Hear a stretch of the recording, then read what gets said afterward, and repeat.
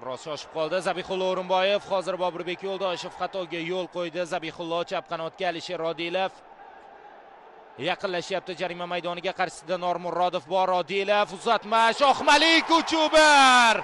Navbahor hisobni ishonchli ko'rinishga keltirmoqda.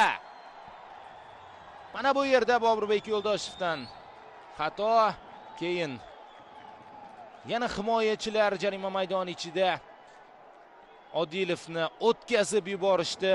To'pni ham Shohmalik Komilov esa Sergey Lushan qay darajada to'g'ri o'zgarish qilganligini ko'rsatmoqda. Sal avval maydonga tushgan futbolchi o'z nomini tabloga yozdirdi. 3-1.